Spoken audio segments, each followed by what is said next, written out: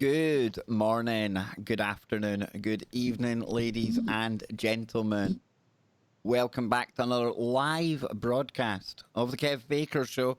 It's another week of live radio right here with me, your host, Kev Baker, and I'm coming to you from the smart land within the heartland of Scotland. Yes, the very smart city of Glasgow on the west coast of Bonnie, Scotland, and I'm going all around the world via the Truth Frequency Radio Network. And like I say, another week of live radio lies in wait. And it's going to be another good week because tomorrow I've got our good friend back, and it's almost like we've gone in some kind of time loop. It's a really positive time loop because many moons ago, we used to have a regular guest who would come on for Nano Night every Tuesday.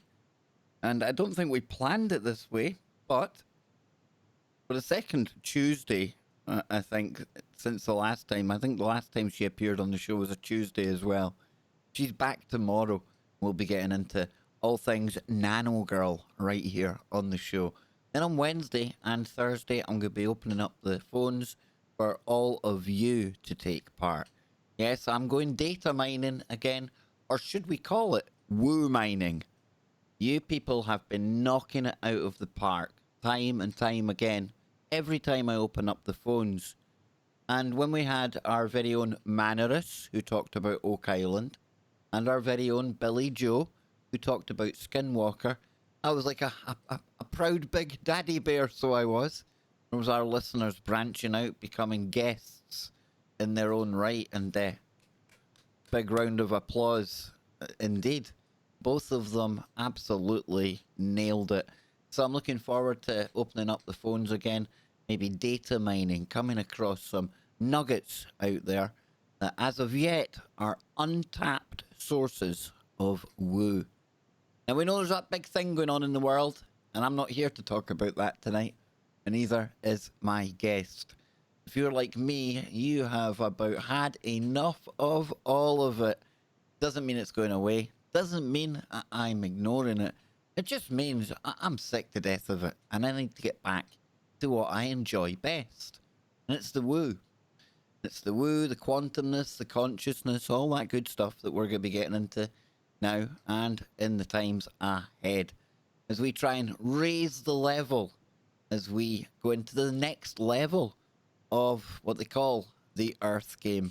Yes, indeedy. But tonight, what a way to kick off the week. Got a good friend here. It's one of the shows that I think we all look forward to every month. If you're like me and you grew up watching shows like, I don't know, Twilight Zone, and you get into the X-Files, everything in between, and you like your woo, then Ben Emlyn-Jones, in my mind, is right up there with the best of them out of the UK. Because I don't know how he does it, but he has this memory, and he just manages somehow, at the drop of a hat, every time I do it. Poor man, I drag him off on tangents, but he goes with it, and he has this kind of catalogue memory of all of the events, all of the good woo, all of the good topics that we love to get into. Now, he's also an author of 3 books which tackle disclosure in a fictiony, factually kind of way. It blurs the lines between fact and fiction, and I like that kind of thing.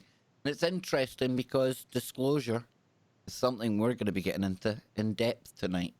Ben also has a number of websites, the main one of which is Panwo, HPANWO, dash, I think it's dash, and then it's voice.blogspot.com. And if you haven't heard of Ben before, here's a little taster of what he gets up to. He covers government cover-ups, ghosts, UFOs, paranormal investigations, cryptozoology, hidden knowledge, forbidden history, archaeology, chemtrails, hospital porters, which is more relevant now than ever, and so much more. So without any further ado, you don't come here to listen to me rabbiting on. Let's go to the big man. Ben, how you doing, sir? Hello, Kev. It's good to be back on the show, and I agree. It's nice to have a break from COVID-19, and we've kind of done it to death now, haven't we? Absolutely, my good friend. So, how are you enjoying? How are you finding ways to pass your time while Oh, we've got this downtime? there's always things to do. I can write. I'm trying to write a new book at the moment, so that's given me a little bit of time to do that. So I'm looking on the bright side. I'm working still, but only for 3 hours a day. But it's better than nothing, and it's not like I have to a lot to spend my money on apart from groceries and bills. I'm used to traveling quite a lot, and I haven't travelled for quite a while. I probably won't for quite a while. Well, I was going So to say that's usually your gig. Usually, we start off the shows by asking you, to give us a roundup of all the latest events that you've been to, and has that been a bit of a difference for you then, Ben? Have you really missed that? Getting out, meeting the people at the conferences, stuff like that. very much so. In fact, in the last 2 months, I've not travelled more than about 2 miles from my home. Basically to go to work and back, and nip into the grocery shops on the way there and back. So I have been very restricted, and of course I'm already quite isolated normally anyway, because you can't just talk about these woo subjects to everybody. You know what I mean? So this has made it worse because I can't go to conferences and meet people and talk about these things, which is sad. And I do hope that comes to an end. I am actually doing a webinar next Monday for the East Anglia UFO the East Anglia UFO group, and this is where they normally bring me to their meeting in Cambridge or Newmarket or wherever they are, and give me like we'd all get together in a venue. Can't do that now, so we're just doing it online. So I think that's going to happen a lot more over the next few months. Yeah, you're seeing more and more things taking place online. I'm not here to knock it or to criticize or anything. I think some of the things you see people doing online now, it's quite novel, people getting together. We always get around whatever's thrown at us, and that's one good thing you can take out of this.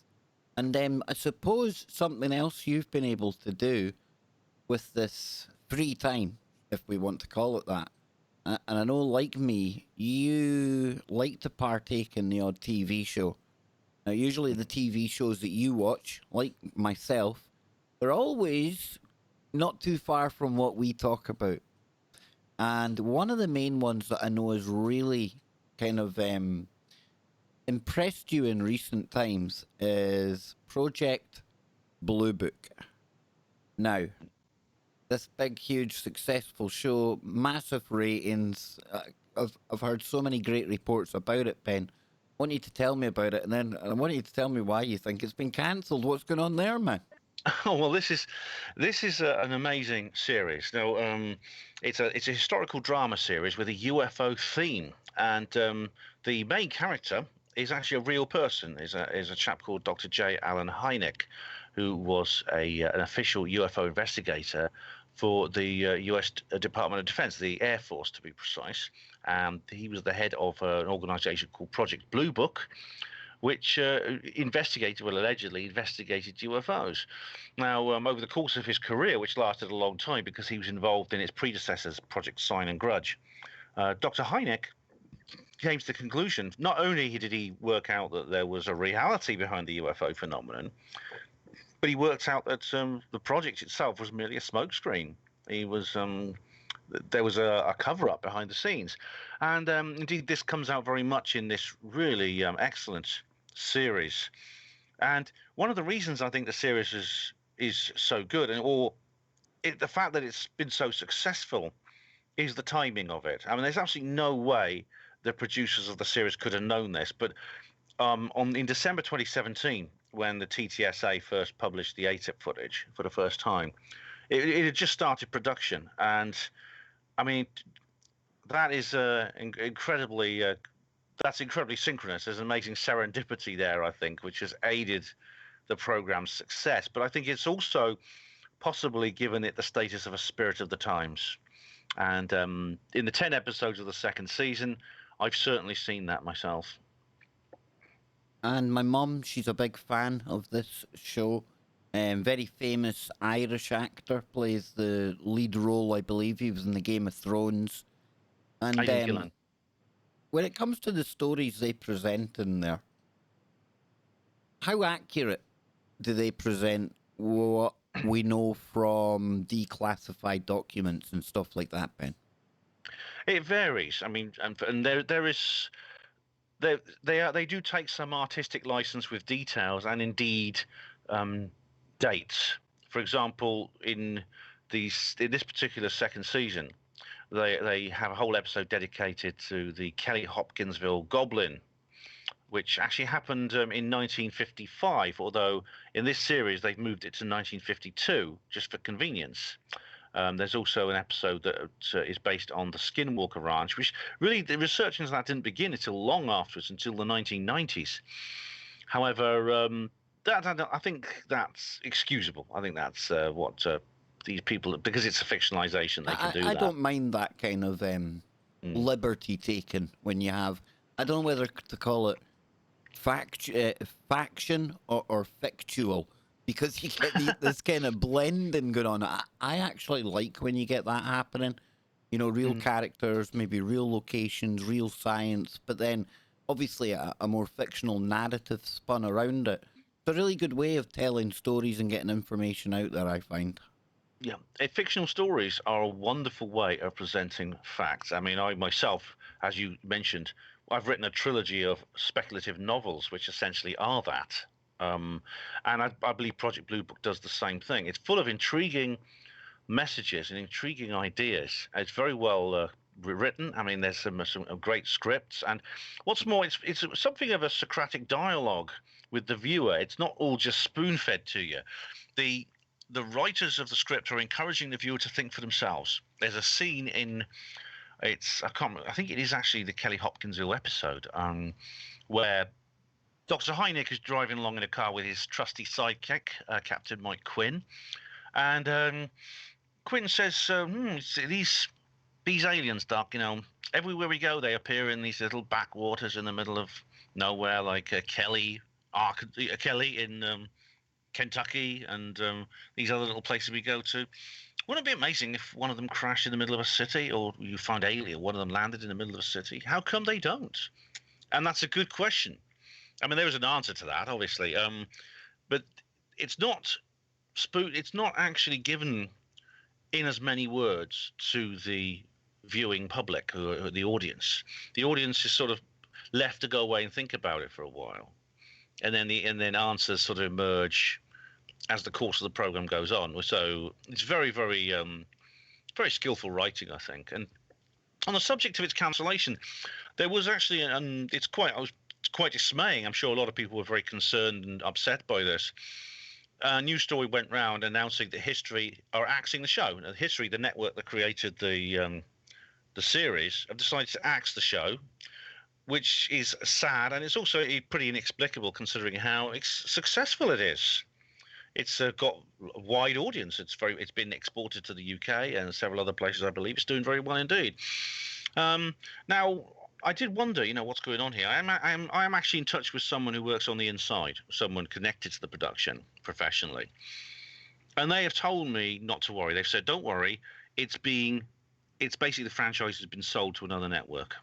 Ah. And they are going to produce series 3. I mean, it is going to come out. Very, very interesting. And if we stick now, is it on the History Channel right now? It's produced by History. Although in the UK, if you've seen it in the UK, you'll have seen it on Sci-Fi because it was essentially leased to Sci-Fi. I got a feeling it maybe Sci-Fi has bought it up permanently, and that may be why this news story came out. But it's you can be seen on the television. It's been on the television. It's also there are DVDs available of it now. I don't know if it's actually on Amazon Prime or anything like that. I haven't checked, but you see, the History Channel really does interest me and intrigue me because we've often spoke about disclosure, and like you said there, very serendipitous that at the same time this was just been kind of getting off the ground. Project Blue Book, the series, very early on, we had this kind of 2017 change of the way the media approached the whole subject of UFOs, and we've had, as we've done shows on, Tom DeLong to the Stars Academy, Elizondo, ATIP, all of that jazz, right? And now we've got Unidentified, which is on History Channel. I don't know if you've checked that TV show out. That's the one that basically is Elizondo and Tom DeLonge, and it feels like one big kind of reach around for the military-industrial complex that have been hiding all of the information in the first place. Something doesn't feel right with that show.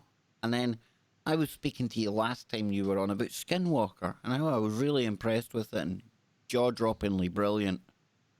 But then it started to kind of hit me, Ben. It started to kind of not to be critical of it, not to say that it takes anything from the information away from the show. But you know those spidey senses that sometimes get going. You know, it just feels like there's just too much information coming bang, bang, bang, hot on the heels of one another. And you have to think about the history of that location. Pardon the pun, since we're talking about History Channel.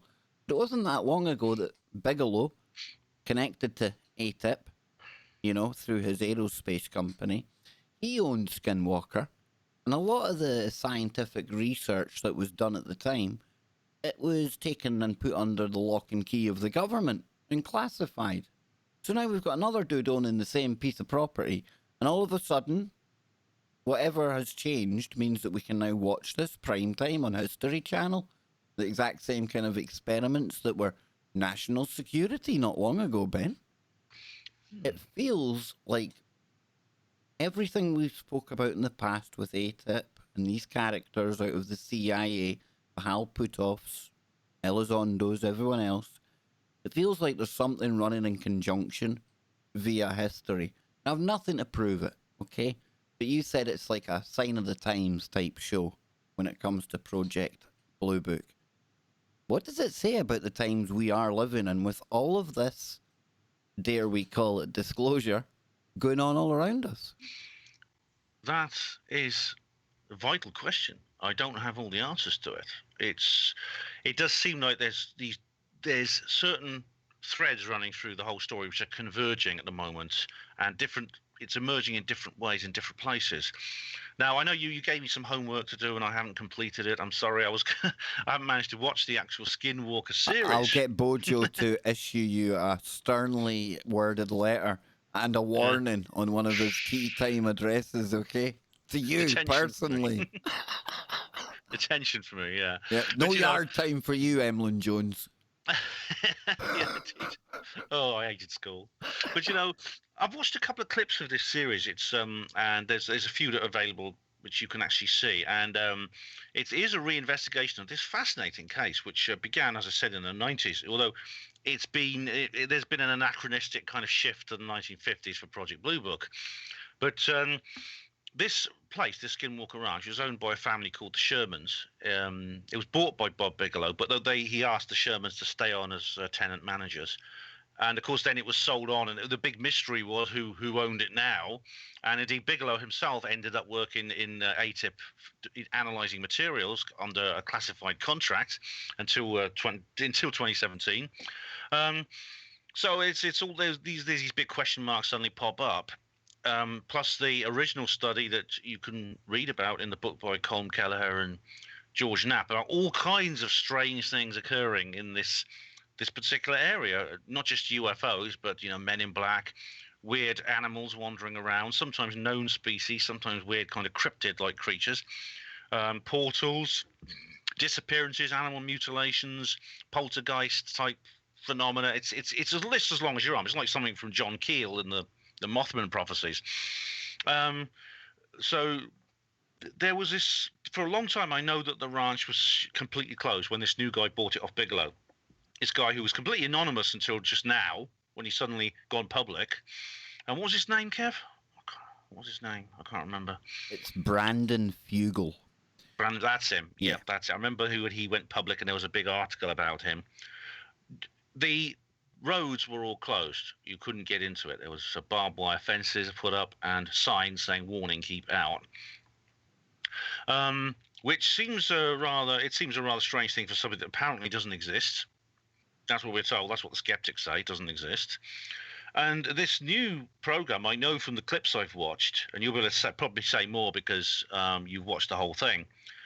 Is these guys? These guys turn up and they do various experiments. In one of the scenes that I've watched, they put some radiation detectors on a balloon and they fly the balloon up to a certain altitude, and suddenly it goes crazy. Like there's a large field of ionizing radiation at a certain height above this particular place, and I do. That's what that in itself is an extraordinary piece of evidence, because even if there's been no, I don't know, nuclear fallout or something, then what is causing it? Things like that. And they actually address that very aspect of things in the show. What gets me again is the fact that it's this Travis Taylor, an astrophysicist who openly admits he works with the Department of Defense. That doesn't make him a bad person, but it makes him very interesting. And it shows how we've got the connections into the government world here. Turns out very skeptical, and within an episode, no wonder he's convinced. Because you're seeing everything. It's like, if you wanted somewhere to produce phenomenon, this place has got it all. And what Ben's saying there's experiments that leave you scratching your head. There's things that you'll see on camera that I have never seen anything like anywhere before. And it's all happening prime time. And it's like no funny, wacky music going on. Very scientific, very matter of fact. And the keeping people out, they explain that as protecting the scientific integrity of what's going on. Then, make of that what you will. And basically, they want to make sure that not only are they protecting the scientific integrity, but the public as well. Because no wonder they don't know what they're dealing with. And it just makes me wonder. Even my mum and my stepdad, we were kind of talking about this last night, they were absolutely blown away by this series as well. And it's just how it's gone from being somewhere where you've got that government connection with Bigelow tests going on and what we did find out from that, what we didn't. Now all of a sudden, here you go, everyone. Here's the most active place on Earth. We've got UFOs, we've got cryptids, we've got the paranormal. Nobody's laughing about it. We're in here to prove it. And the scientists from the government's going, yeah, I pretty much lost for words here. Wow. You know? There was yeah, to protect the public. I mean, obviously, some of these, what was discovered in the original NID study, I mean, that in itself is quite alarming. And yes, there is some risk involved with some of these phenomena, the mutilations and things like that. I mean, humans are not off the list when it comes to those sorts of things. As if you remember that, there was that Rich Planet TV documentary, the mutilations in NATO and things like that. So yeah, I mean that would explain why they wanted to keep people out. And I would ask the skeptics actually, if this is a hoax, then why has this happened? I mean, because it has been dismissed as some kind of hoax. It's not a hoax. It is interesting. You made this point as well. No X-Files music playing in the background. It's not a novelty story with some comedian as the narrator. It's a lot of money being spent on big scientific testing. You know, companies coming in, ground penetrating radar. They detect microwaves. Well, let's get the best guys in to come and do work on that. See if we can get a source. It's it's not wackadoodle stuff in any shape or form. You know. That is a symptom of the extraordinary transformation that we've seen in the last few years, literally in the last 3 years, just slightly less than 3 years, in the way this kind of phenomenon is portrayed in the popular media. We've literally for 70 whole years, from 1947 to 2017, there was no real change. It was portrayed in a completely different way, and there was no real change, and it can be summed up from the Cutler Twining memo: official ridicule and denial. And there were occasional serious documentaries, at least there used to be. They sort of stopped around the 1990s, and then it went full novelty and full crazy and full ridicule, which is why I refused to be involved with the mainstream media. I've been asked to, and I've refused. And then suddenly it all changed. Suddenly the TTSA comes out with this footage. It's discussed in the New York Times in a tone that I've never, ever seen before in such an illustrious publication. And we're about to go to the break. And get ready, because in tandem with that, you're about to get Vice magazine Vice TV, that mob, that big mob, they're about to come out and destroy some of the more questionable characters that hang around in the ufology scene, clearing the way for their chosen ones to bring us disclosure with a dodgy D. We'll be back on the other side. Don't go anywhere, folks. Ben Emlyn-Jones, what guy? He's in the house. He's live. We'll be right back. Yes, Okay, mate, I'll be back in indeedy. a tick. No Yeah, so half problem, an hour my flies friend. by. No problem, my friend. Okay. And I'll just regale the audience here while you're away. So I want to thank you all for tuning in today. And yeah, Billy Joe in the chat room. You'll definitely be enjoying this. Myself and Ben, we've got so much more to get into as well. We're going to talk about the Pentagon and their disclosure of 3 now declassified videos. We've got the Welsh UFO incident that I want to get into with Ben as well, and so much more on the way. I'll be back tomorrow with the Nano Girl. Yes, indeedy. So tomorrow, Nano Girl. Wednesday, Thursday will be on TFR Live YouTube channel, and I'll be opening up the phones for all of you to call in with your woo. I want you to hit me with some of the deepest woo that I have ever heard. I want you to raise the bar one more time. I tell you, it just keeps getting better and better when we open up the phone lines. Wouldn't you agree? We've got our regular callers as well. I think we all love to hear from Granny up there, outside in Ontario area. So yeah, I'm looking forward to that. And there'll be pre-show streams this week as well.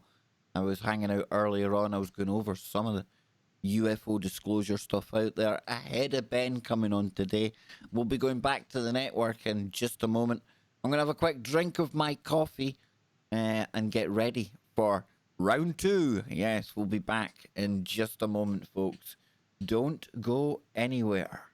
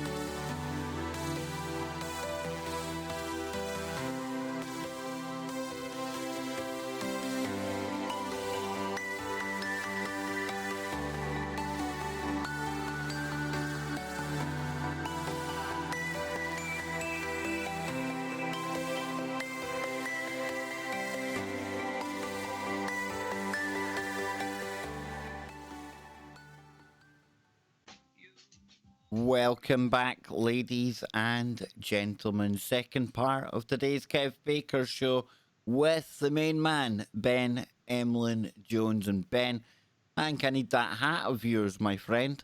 I've got lockdown head. Have you seen the state of my barnet? It looks like, I don't know what, it looks like there's been crows or something have taken nest in here. I'm not enjoying it, man. I'm not enjoying it. I'm usually Mr. Vain, you know, look after the hair. Manscaping all done. This is getting ridiculous. I'm going to start looking like a Sasquatch if this goes on much longer. Well, another couple of months, you might start looking like Boris Johnson. And it's Oh, amazing. wow. Everyone now has a hairstyle like him. It's Yeah. incredible. Old Bojo, eh? What a character he is. Talking of cryptids. No, I'm only joking. But before the break, we were getting into Skinwalker Ranch. And in general terms, then, what do you think's going on there? What's Ben Emlyn-Jones's take on the plethora of different types of activity, weird, strange, paranormal, dark stuff that going on there? What is it for you, man? It's very similar to several other cases. I mean, there's the have you had Paul Sinclair on the show? I think he's discussed the weird cases at Bempton, which is in the East Riding of Yorkshire. Okay, I need to get him on. Paul Yeah, Sinclair, right? I'm on it. I've got the name. and he's very, very good, very interesting chap. And also John Keel, who sadly passed away now, he did an investigation into a similar series of events that took place in an area called Point Pleasant, West Virginia, USA. This was in the 60s. And what you get is you will find that certain phenomena will break out, like a UFO flap. And sometimes you'll just have lots of UFOs and things like that. Maybe it may be lights in the sky and strange sounds like Warminster. And then you may get other things as well connected to it. And these will be things that's, for example, men in black wandering around. Strange people getting strange phone calls. Cryptids, like say, the werewolf or Bigfoot-like creatures appearing in conjunction with UFOs. The mutilations phenomenon, the Men in Black, of course, are known to be associated with UFOs, but lots of other things which are not normally. For example, sea monsters and strange winged humanoids. In the case of Point Pleasant, there was the famous Mothman, and they called him that because that's what he looked like, a cross between a human and a moth, winged humanoid. Now, what is going on? It's quite interesting you bring up the Mothman, right? Sorry to interrupt you. All right. But the red eyes of the Mothman. And one of the reports in the show, they talk about an experience where, guess what they've seen? Red eyes. And there's been multiple times the red eye report's been involved. Again, it's one of these connections, and I'm so glad you're another fan of John Keel's work, because, wow, if ever there was somebody that really did try to put together what was going on a bigger picture kind of scale, scientifically as well. I mean, you're going back to before the time of the internet, you're putting down serious miles to go and get stories and collect this data. An unsung hero in many ways in ufology, Mhm. Yeah, I mean, his ideas were very controversial, and they still are. Yeah. He was rejected by several of the ufologists at the time because he was suggesting that there was a connection between UFOs and the rest of what we call the paranormal world at a time when ufology, the general consensus in ufology is that UFOs are separate. It's a kind of what's known as the classic extraterrestrial hypothesis, that these essentially are spacecraft that come from other planets. They fly through space, and the biological creatures that come out of them are like us. They live on another planet somewhere, but they're essentially of the same universe. What John Keel was saying is possibly there's a connection here with another universe. They are extraterrestrial, but not just in those terms. In a sense, far more so. And for me, that's a fascinating idea, and it's one that we should look into. It's quite exciting, actually. I would be this was before my time, but I think if I'd been around at that time, I'd been quite keen to help him and quite keen to get involved with his projects. Yeah, and his stories about the Men in Black, I mean, that for me, that took things to a whole new level when it came to the Men in Black when I listened to that audiobook. Probably one of my favourite audiobooks. I've listened to it a number of times now, and the Men in Black stories, it's so much more than your very stereotypical guys in the dark SUVs with the suits on and almost like G-men. Oh, no. This goes far weirder. And, nowadays it's kind of cool, it's trendy. We talk about interdimensional type craft and the similarities between that and interdimensional things like the Bigfoot, perhaps. And John Keel's time, they didn't really have that kind of language. That wasn't really talked about at the time. They didn't really express it that way. And now, as we've moved on, I suppose Keel would have been ahead of his time then. The fact that he was embracing those kind of ideas, you know? Indeed, the Men in Black are interesting because, again, there was this kind of classic theory associated with them that this was basically these were like government agents, and the purpose of them going around and harassing UFO witnesses was in order to maintain the cover up of UFOs. Now, it does appear these entities aren't interested in cover up of UFOs because a common theme among Men in Black is they're very frightening and they often tell the witness not to talk about what they've seen. However, government agents, I'm not so sure because for various reasons, I mean, you touched on some of them yourself. They seem to appear out of nowhere. They disappear into nowhere. They appear they appear vaguely human, but there's often some strange things about them that lead people to think, are they really human? They often have very white, pasty skin. Their eyes are usually covered with sunglasses. They drive vehicles which are either very old or of a type not known. They tend to look quite old, sort of maybe 1950s style vintage cars. Although, despite their age, they look like they've just come straight off the line. Um, and the way they behave is sometimes a bit odd. They sometimes react with surprise to completely normal things. For instance, a clock chiming or a telephone ringing. They sometimes stare at normal things like household cutlery as if it's something very weird. And they often occur with major close encounters. For example, Jim Templeton, who took a series of strange photographs in Cumbria in 1964, which included what looked like some kind of strange white-suited alien entity. He had, in reports, encounters with Men in Black. Now, this was before Keel wrote his book. This was long before the concept of Men in Black entered popular culture. Yet the description of what happened to him absolutely fits in perfectly with a classic Men in Black encounter. Strange guys turning up, knocking on his door. They want to know about his experience, about where he took these photographs. So he gets into their car, which is an unusual car, has a strange smell, things like that. They drive him, and he gives them directions to the place on Borough Marsh, which is where he took these photographs. And they ask him a few questions, and they say, "Oh, you mustn't. These photographs, you obviously faked them. You obviously faked them. No one's going to believe you." Things like that. And then they drive off and leave him there to walk home. Yeah, it's just beyond bizarre. It's Yeah. they're a genre unto themselves, really. They're a paranormal entity. They're up there with the Bigfoot and everything else. Really, really weird. And then you've got the Skinwalker thing. I was talking about how I can't prove anything, but I think it adds to this air of us being shown things that we weren't shown before. The kind of things that they would try and steer us away from, we're now being shown. And the Pentagon, they've recently come out and they've declassified 3 of their videos. And again, it's not really big news, but it's caused the whole kind of story to go semi-viral again, people talking about it. And I want to get your thoughts on that, because obviously that we have to throw into the mix of the disclosure we're talking about. Disclosure with a dodgy D, though, may I add. Yeah, exactly. It's certainly maybe declassification with a big D, if not disclosure. But I first heard about this on MSN. It was really quite remarkable. It could be that some of my search preferences led me to it, but I know that other people who have been reporting this in the mainstream media. It was announced that the Pentagon has declassified, as you said, these 3 little gun camera clips that have been floating around for ages. Now, of course, this is kind of a formality because, of course, it's a bit like shutting the stable door after the horse has gone, because these clips fell into the hands of the press via TTSA 3 years ago. Yet it's ever since that happened, there's been all kinds of questions asked about them, and these questions have been answered one by one by one.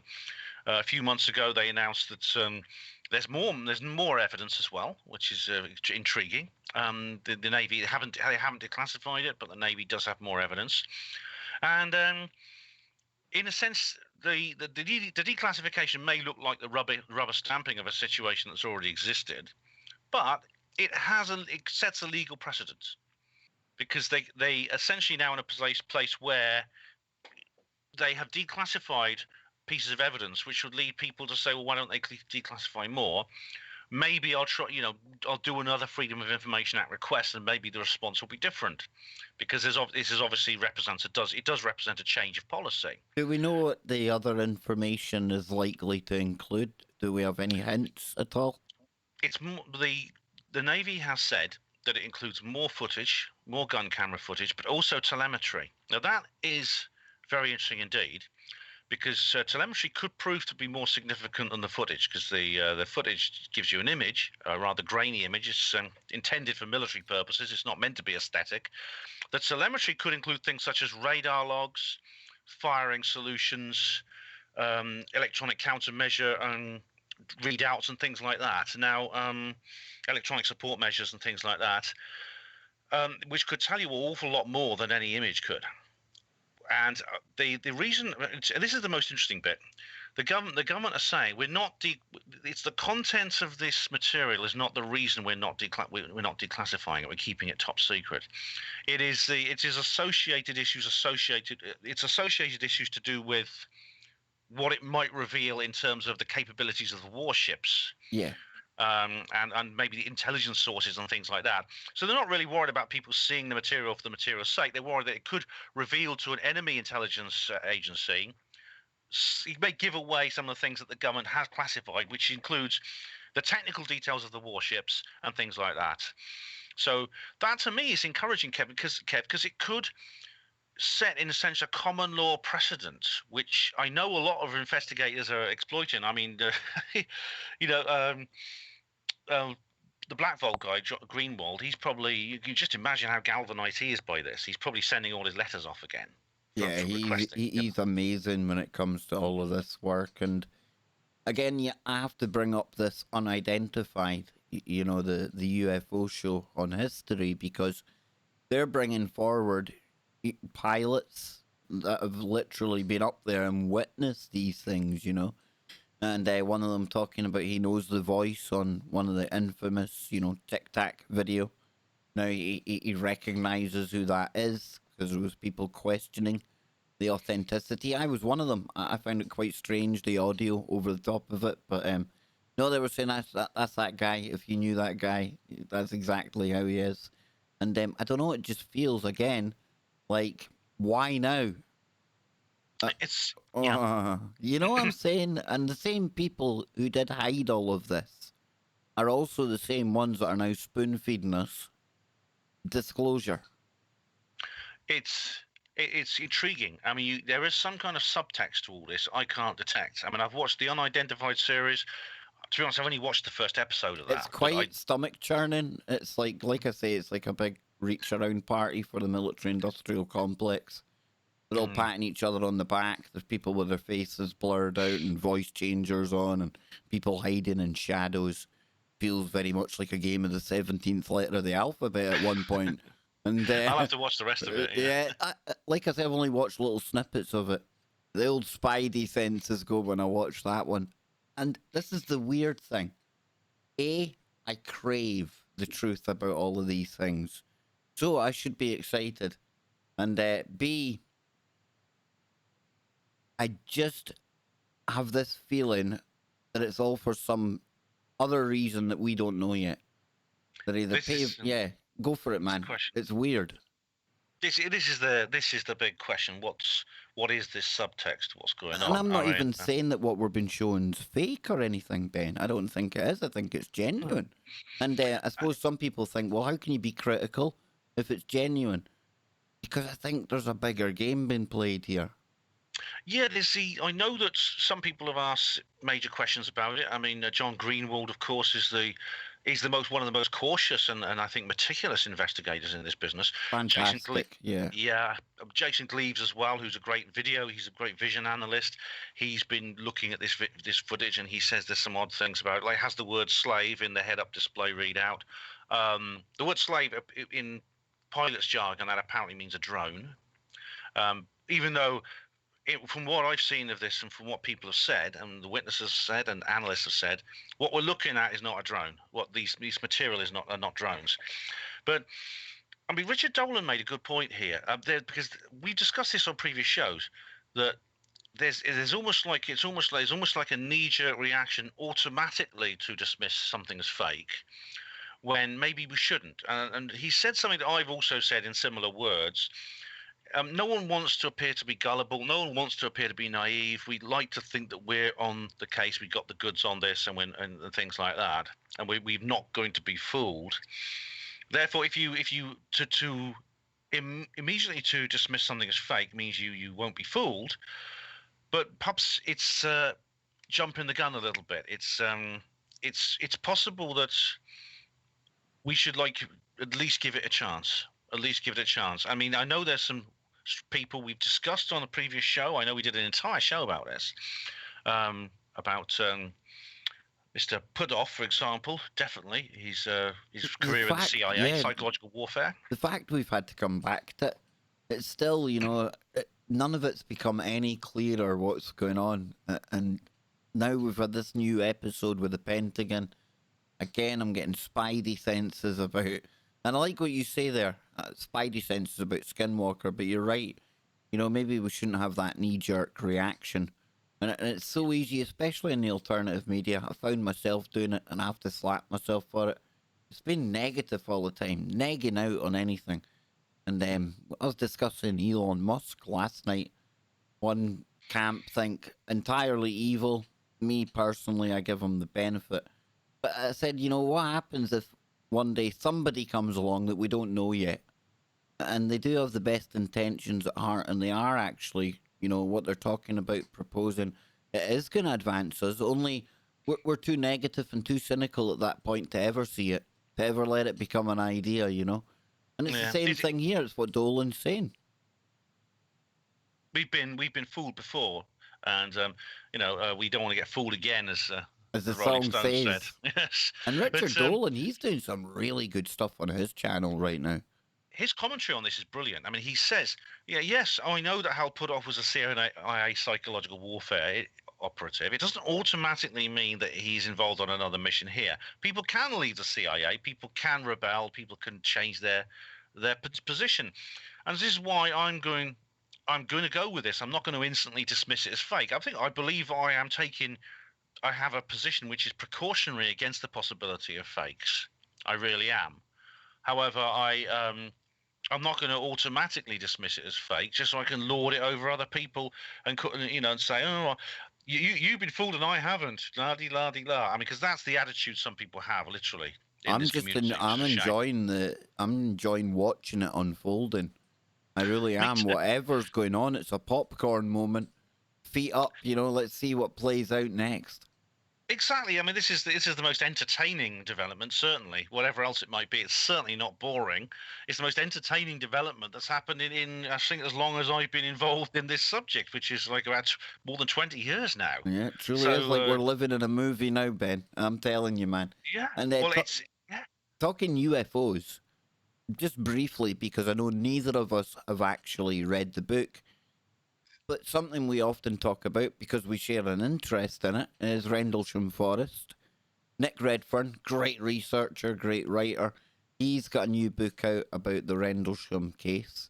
A very new novel take on it indeed.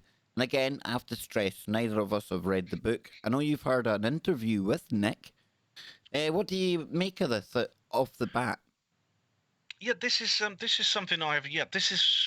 This came out of nowhere. This book only went live on Amazon a few days ago. It's called The Rendlesham Forest UFO Conspiracy, A Close Encounter Exposed as a Top Secret Government Experiment.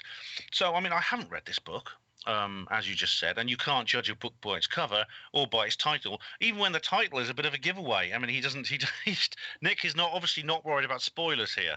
I heard that the interview he did, he's done several interviews about this, stating that this was a psychological warfare operation. It involved the use of drugs, various hallucinogenic drugs, and holograms. Now, this is not absolutely unprecedented, because there was a project called MK Ultra, which a very infamous project, which began after the Korean War and actually went on officially until the late 60s. There's lots of reasons to suppose it's continued beyond that. And it's did exactly that. It gave people LSD. It subjected them to various stimuli, sensual stimuli, things like that. It messed around with their heads in terms of linguistic interpretation, like saying certain things. It would say, "Go left at the next junction if you're driving." You turn left, and it says, "No, I said go left," and things like that. Confusing, contradictory things. It's a long story, quite sinister story. So, from what I've seen, though, from what I've seen of the Rendlesham Forest incident so far, and this includes the interviews I've heard with Nick, there's still nothing here that suggests that this is actually the case, that there was anything other than some kind of strange external phenomenon that actually got involved there. The idea that that UFOs or any UFO incidents have a kind of mind control element to them, then the UFO side has been brought in as almost like as a smokescreen. It's actually not terribly edgy or original, and indeed, several people have made similar claims about the Rendlesham Forest incident. There's a recent Rich Planet TV episode which talks about the possibility that something. It's very similar to what Nick has said in his interview, actually, except it wasn't like mind control or anything like that. It was an anti-gravity aircraft that was involved. So I don't know exactly what to make of this, and obviously at some point I'll read the book. Although I've got other things to read at the moment, but I do want to read this book at some point, and perhaps I'll be able to review it properly. Yeah, I'm looking forward to getting my hands on it, I must admit. I don't know. I'm very much in the camp of the nuts and bolts, and we've had Larry Warren on the show. Big shout out to Larry. Obviously work with Gary, and big shout out to Gary and Tino at UFO Truth Magazine. Hey guys. It's just the latest twist in the ongoing saga of Rendlesham, man. It's the story that keeps on giving, and sometimes for all the wrong reasons, you know? Yeah, there's all kinds of different ideas that have come out of it. The fact that all the witnesses don't agree has caused an awful lot of trouble. There's added confusion, which is the personal lives of some of the witnesses have sort of spilled over into this through internet trolling and things like that, as we've described in previous shows. And I've looked into this. I've got to know. Larry Warren's a good friend of mine. Other researchers involved in this are actually good, close personal friends of mine. Something did happen at that time. I believe, from what I've seen, it was something external.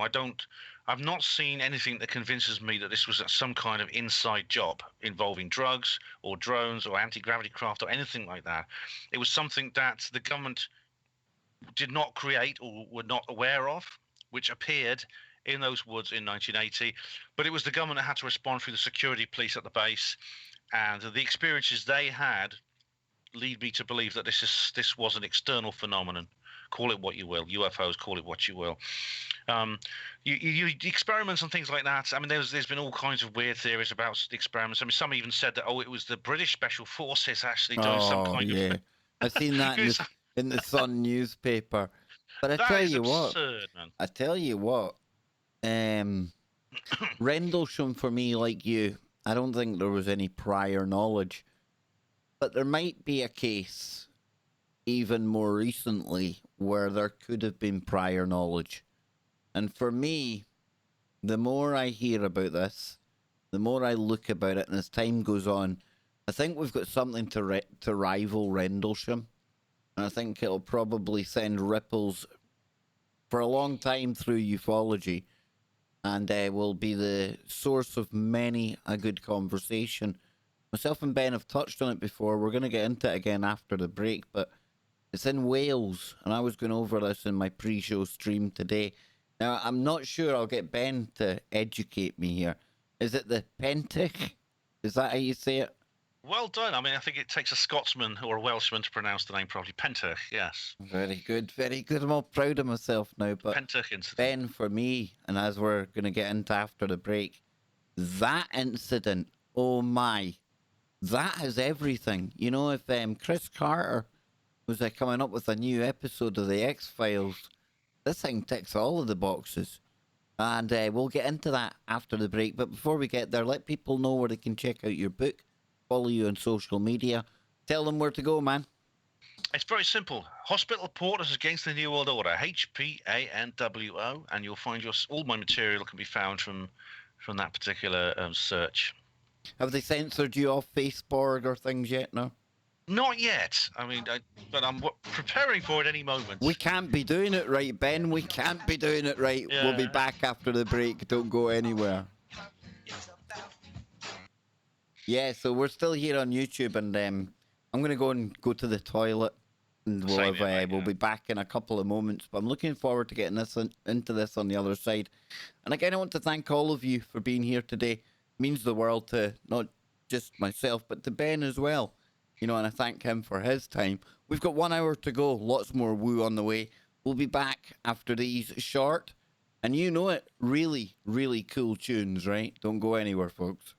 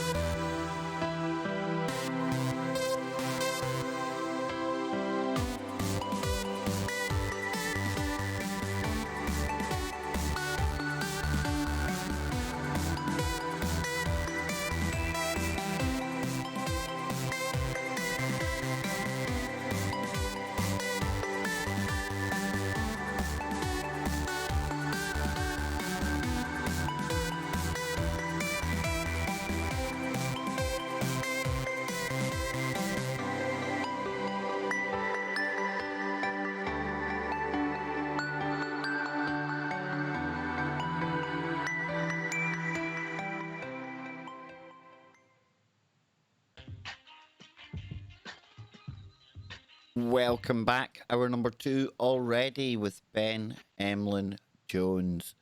And Ben, before we dive into the Pentek UFO incident, you are often like the globetrotter of the alternative community, going here, there, everywhere. You go to the bases, you go to every conference I can think of.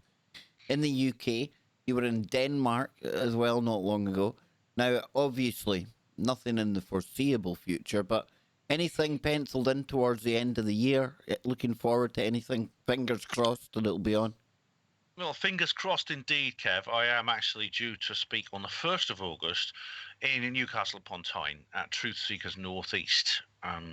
Again, the way things are going, I mean, I really hope by the time we get there, and let's face it, it's more than 2 months away. By the time we get there, hopefully things will have changed to the point where I can actually travel there and the people can actually travel to the event. So that's something I'm really looking forward to and I really want to happen because it's a lovely group, Truth Seekers Northeast. They have run it's a local group where they invite speakers. It's very well organised. They're very friendly, and there's a large number of them in the area that always converge for the various meetings. So fingers crossed, Kev. What are you planning on getting into? Well, I'm be talking about zombies. Nice. It's not for small kids. I should point out, if you've got any small children with you, don't bring them along to this one. Oh, brilliant. I think I'll actually try and get there.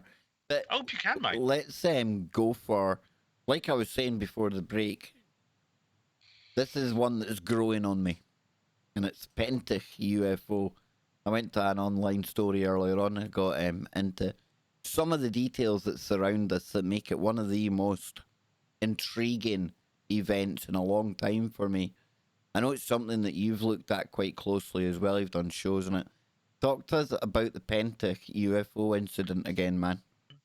Very, very intriguing incident, very intriguing case that took place on the 26th of February 2016 of a little village called Pentyrch, which is, you can hardly see it on the map actually, it's so small. It's in the valleys of South Wales, just north of Cardiff. And a woman called Kaz Clark and a couple of other people noticed that one night there were a large number of aircraft circling overhead, and this had been going on for a couple of days. And then suddenly red lights started to appear one by one in the sky. They ran out of her house up to a place where you can see them quite clearly on a field. There's like an open field out beside the village, and a large brown sort of wedge-shaped triangular object slowly it appeared almost like materialized like the TARDIS in Doctor Who. It appeared it's surrounded by red lights all along its perimeter. At the same time, several small green lights appeared as well, and these appeared to be connected to smaller objects which came much closer. I mean, they came quite almost close enough to touch. Now, Kaz very bravely spoke out. She reported her experience. She's a good speaker, and there were several investigations done by the Swansea UFO Network, and also a man called Gary Jones, who's an independent ufologist in the area. He did a lot of the field research, and what they discovered is quite extraordinary. There's it's like a CE2. There were like noticeable effects in the area at the scene, including areas where there appears to be some kind of radiation or heat effect on the ground near where this object appeared. It was visible for a couple of minutes, and then it just vanished. It just vanished into thin air. And I actually was talking to Kaz, and I found her very credible. I actually returned to Pentyrch for a second visit, and she introduced me to another witness, a man who wishes to remain nameless, but he's one of her close neighbours, and he told me the same story, basically. Very, very interesting. Now, when I was reading the story today, when these lights were appearing, I mean, this was also in tandem. Alongside that, we had sounded like Black Hawk type helicopters coming in, flying very low to the ground. We had reports of men in white type suits, almost like biohazard suits in the area. I remember you at one point telling me it was written off as people from Vodafone in the area. Yeah, go figure. Who knew that the Vodafone guys were working in biohazard suits? It was really strange because this happened afterwards. So there was a large number of people turned up, and they set up tents in the field, and they were wearing like orange jackets. So they had these like hazmat suits on, these white overalls you sometimes see people wearing with hazardous materials. They had orange jackets, but like you said, they claimed they were from Vodafone. Yet CAS reports some of them were armed. And I mean, Well, how often did Vodafone engineers go around tooled up? in the UK, I'll In crack the America, jokes. perhaps, but Yeah, and you know that this is really interesting because today on the stream I was showing how when the X-37B, and that's the not so secret space plane that the US has, when it comes down occasionally and lands before it goes back up on its whatever it's doing up there, it has the guys going out with the white chemical suits on in case there's any transfer of pathogens or biological material to and from them, from the vehicle, from space. And again, it's that space element. It's almost as if you could. I'm not saying it conclusively proves it, but if they were in there looking for trace materials or something, very similar to what you see in the space industry. yeah, I wonder. I don't know if there's a connection there, unless the X-37B is one of its purposes, which could well be, is to keep an eye on craft like this. Who It's knows? Because of that lack of information, I get it. It's classified, but who knows what that's really up to up there, right? and there's more. There was actually a third anniversary event in the village of Pentyrch in 2019, and I was planning on going along, and I received a strange phone call. It's just very, very odd, Kev, but I was just sitting at home as usual, and the phone rang. I answered it, and I was expecting to hear someone I knew because I have an ex-directory number, and only people I know closely have it. And well, there's the guys I live with who have a few numbers as well. But they hardly ever use the landline. But it's a person, and this was like a very gruff male voice, and he had like an upper class accent. He sounded posh, you know. He says, "Is that Ben Emlyn-Jones?" I said, "Yes," and he said, "I think you should have nothing more to do with Kaz Clark. She's a liar and a con." And he either said con artist or con woman. I don't know, because I interrupted him. I said, "Who are you?" And he replied, "It doesn't matter who I am. Just some friendly advice. Stay away from Kaz Clark." And I said, "Who are you?" But he just hung up. And I dialed call back, and it just said withheld number. I called my phone company, and the chap on the other end said he said that he couldn't trace the call, but he just gave me some advice on nuisance and scam calls. Now, Kaz Clark, of course, is the main witness, and I just thought it odd that someone would call me. How could they found out my number? Who were they? Phoning me up, warning me not to have anything to do with her, calling her a con woman or con artist. Ever happened to you before, Ben, in your time in investigating things, covering stories? No, I've No. never had any weirdness like this happen. This I mean, is weird, right? Because we were talking Men in Black before, and how they kind of turn up. It's not just UFO things; they turn up weird stuff, interdimensional type stuff going on, right? And now we're talking about Pentych, and in the article I read earlier on, and you've spoke to Kaz and the people, you'll be able to clarify this. But it made it sound like there was activity in the days building up to this, almost as if they were waiting for something to appear there. Now, if that's the case, then what can we say about the actual area there, Ben? What do you know about the local area? Is this typically a hotspot type place? Is it somewhere that's notorious for lights in the sky? I know that there was a Bronze Age site that was close, one of the hills there. I think I can't remember the name of it, but it named the hill and a Bronze Age settlement. And the reason I bring that up is possibly because maybe it was a special area to them. Maybe they had seen lights in the sky, you know?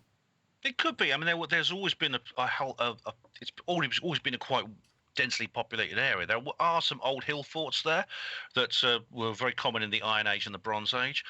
Now, as far as that particular area is, it's not to my knowledge that anything like that has happened at Pentyrch before.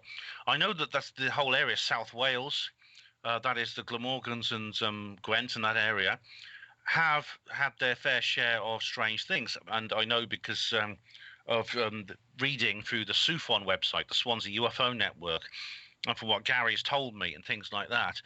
So I don't know if it's specifically anything to do with Pentyrch, but there is certainly things to do with it's certainly things to do with in the area. That's very odd indeed. Now, on the subject of foreknowledge, this is very interesting, and this has happened before. This is the idea that the government have some kind of foreknowledge, because when a good example is the Berwyn Mountains incident, which also happened in Wales. It happened many years earlier in 1974. But an object actually appeared on a hillside at a place called in the Berwyn Mountains, near a place called Llandrillo. And there appeared to be an immediate response. Basically, the army were on the scene very quickly. And it was found out that they'd set up a forward operating post in Llangollen just down the valley. It's in the Dee Valley in northeast Wales. Now, it's to do that they would have had to have some idea. Not they wouldn't have known the exact spot where this object was going to appear, but they had to have some idea beforehand that something strange was going to happen at that location. And you seem to have the same thing with Pentyrch, because there was large numbers of aircraft flying over, including a couple appear on the air traffic monitoring services. Like Gary actually has an app which can monitor air traffic, and he says one of them was like it's a small reconnaissance aircraft that's run by the RAF, and it had been circling that area. It had been nipping backwards and forwards across the Bristol Channel, the Severn Sea as it's known in Wales, and it's appeared to be as if it's as if the government knew something weird was going to happen. They weren't sure whether it's going to happen perhaps in Somerset or Devon or South Wales, but they were trying to cover both locations. Now, if they knew in advance, how did they know in advance? That's the big question. It's a huge question.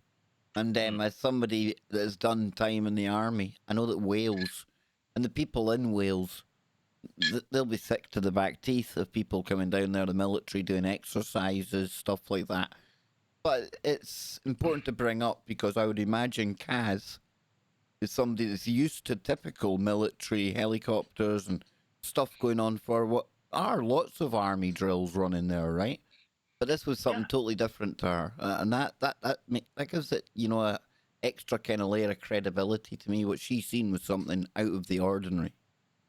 Exactly. I think she is familiar with the area. She's not Welsh. She actually comes from the English West Country, but she's lived in that area for most of her life, and she knows the area well. She knows about the training, the best training estates and things like that in the area, and so. When this exactly, and other people in the village were the same. Indeed, I spoke to several other people in the village, like the other witness. I spoke to a barmaid at the pub who said she remembers the strange people there, and someone actually phoned the police because they were so concerned about these low-flying aircraft. Because for hours, I think it was a couple of days beforehand, on and off. There was large numbers of aircraft just circling overhead, just really quite low, making a lot of noise. Makes you wonder, even, Ben, right? Think about it this way as well. Just because we only seen them a couple of days after the aircraft turned up, doesn't mean they weren't there. It could have been cloaked. If we're talking about craft that we don't know the physics involved, right? Maybe they had detected something turning up and that's why they'd come, and it looked like they were waiting for it, but in reality, maybe it's already there.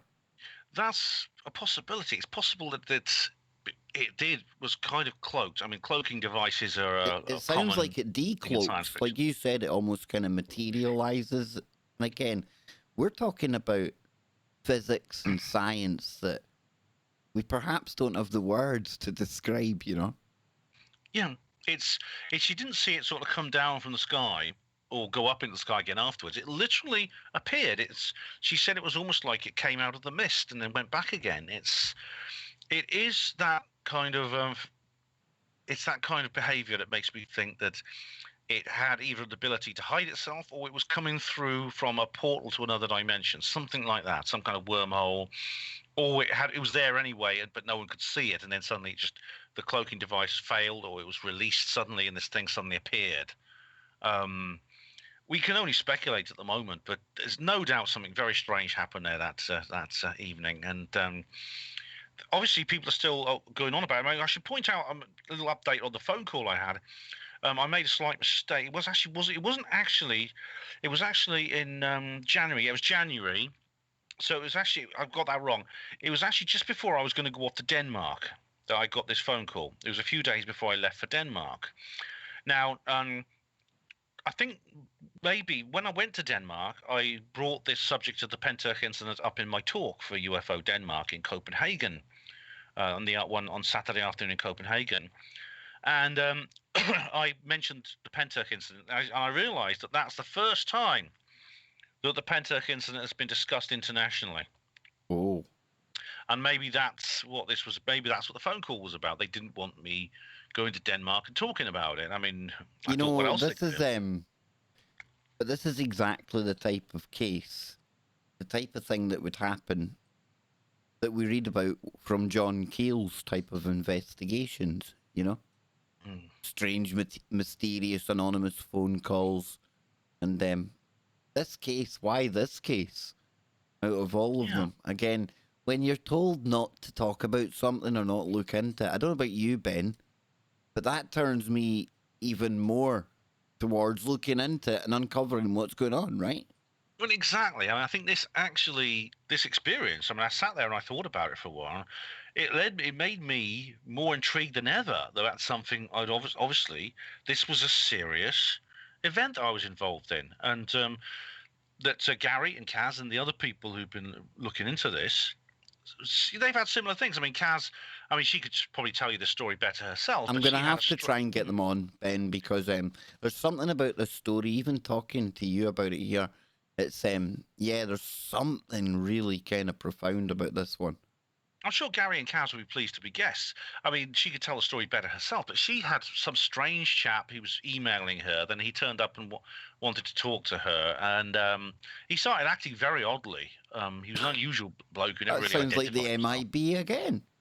Yeah, it's a really intriguing story. It's still obviously good. It's still obviously going. I mean, there was another anniversary event early in February which I couldn't go to.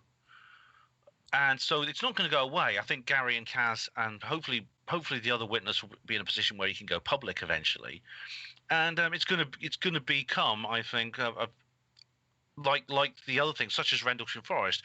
Whether it will become as significant as Rendlesham Forest, like you were saying, it will still be, I think, a major part of ufological lore. People turning up in white suits, guns on, helicopters, things materializing, dematerializing, strange phone calls, weird people turning up. If this doesn't go down in ufology lore, then that makes it even more intriguing. So, really, the officials, like the authorities, they can't win because I'll be intrigued in this one, whatever went on. But they explained it away, or they tried to debunk it in the article I was reading by saying it was a known about army exercise that was going on in the location. It was to simulate a downed aircraft, a downed Black Hawk. It was called Operation Chameleon, something like that. Okay, could be. I don't know. Also a very convenient cover story for having assets in the area, right? Well, yeah, I mean, it's very often you get this kind of backfilling whenever something like this happens. An article will come out attempting to explain it a priori as something that was going on earlier. We've seen this with Roswell. I mean, the Roswell in 1997, the government tried to dismiss Roswell as something called Project Mogul, which was actually an electronic intelligence gathering mission that was taking place at the time. Now, you can believe that if you want, or you can look at what actually happened at the time before the cover story actually emerged. And what we've seen, from what Cass has told me, what the other witnesses told me, and indeed the Roswell witnesses describe, is something that contradicts that, subsequently released so-called explanation. So, yeah. Oh, sorry about that, Ben. Sorry about that. I'd muted up there. Yeah, you were coughing. I was starting to get worried about you there. You okay now? Yeah. Yeah, just a little bit of a. Always happens when I'm talking a lot. Just a slight cough. Yeah, I've had it. Don't worry, mate. I've had it. It's yeah. So I really we shouldn't. It's best not to underestimate the levels that the authorities will go to cover things up. It's they are willing to go to much further lengths than I think any of us could guess. And I definitely think this story has got more to give. I really do. And I hope the witness you talk about. Sorry, I've just spilt some coffee here. Get it mopped up. Yeah, I hope the the witness you talk about, I hope they do come forward.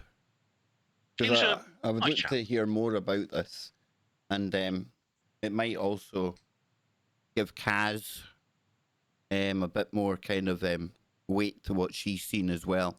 If there's somebody there to back it up, you know. When I went there and I met up with him. Kaz was very, very keen for me to meet him, and I didn't film him. He wants to remain anonymous, so I didn't interview him. I told him I was going to leave my camera at home, and I did. And when I was there, she just immediately left us on our own together. She didn't want to.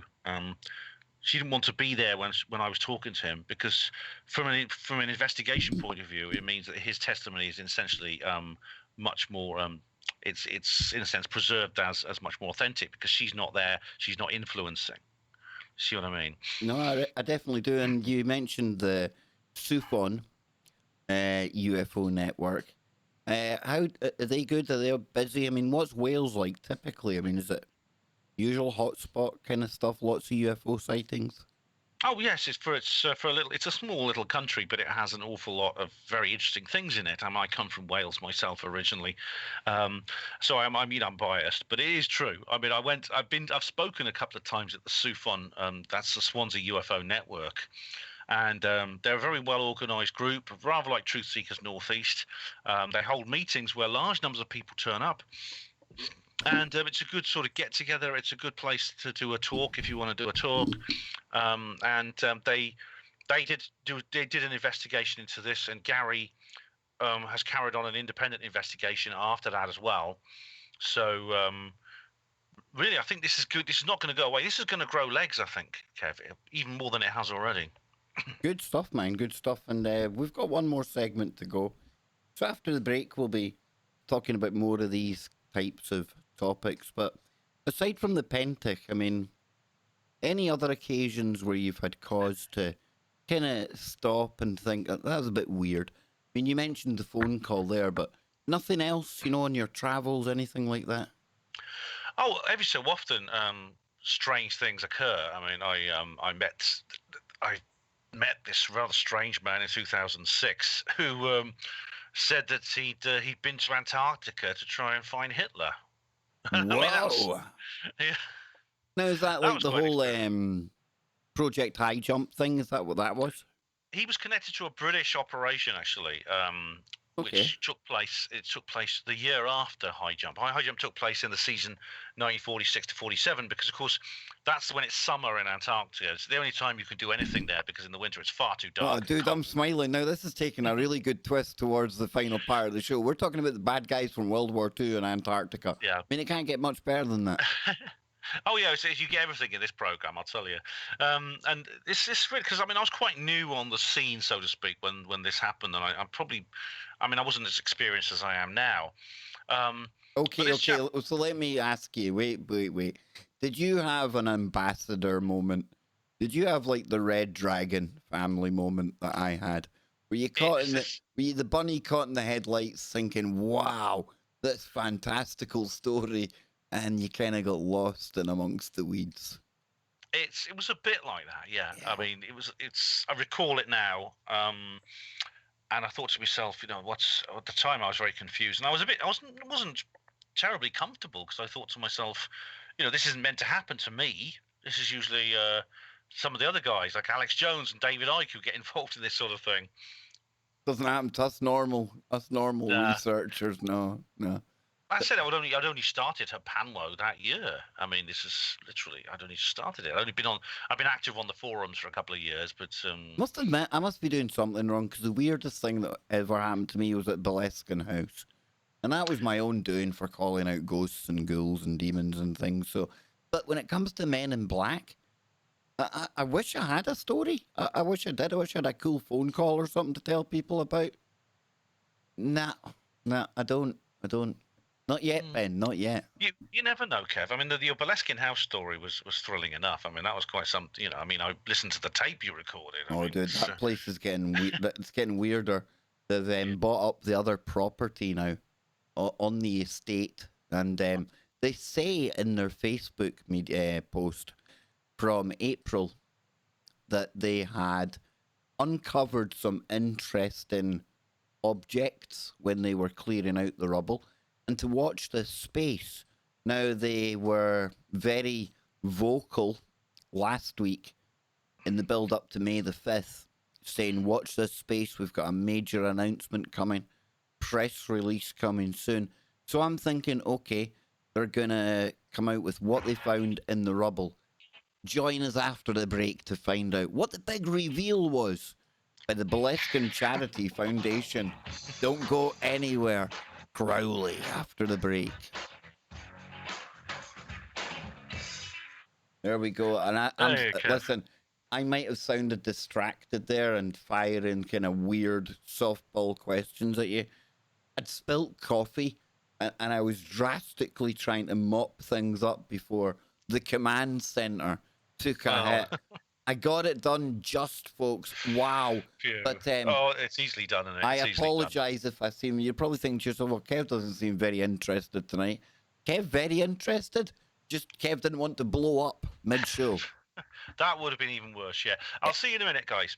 No problem, my man. You go do what you got to do. So, yeah, folks, major catastrophe was averted there. And Anne would have kicked me right in the... And the soundboard's still working. Oof. Dang. So, yeah, we've got Ben on tonight. And as you know, I love to get into all the topics that Ben covers. And that Pentych UFO incident, like I said there to Ben, it's one that keeps growing on me. The more I talk about it, more I find out, more interesting it gets.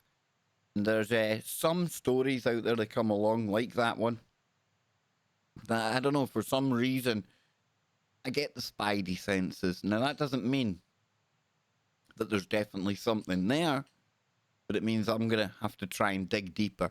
And hopefully we'll be able to get on Kaz, like Ben is talking about here, the actual witnesses to what happened. And let's find out all of the weirdness and all of the kind of strangeness that's been now associated with this event. And Ben's the most down-to-earth guy that I've ever physically met, and I have physically met Ben. Ben isn't the kind of guy to sensationally go all full kind of like Men in Black phoning him type stuff. That's really huge. Makes you think. And I wonder if this is going to be the story. Will this be the one that gets me the knock at the door?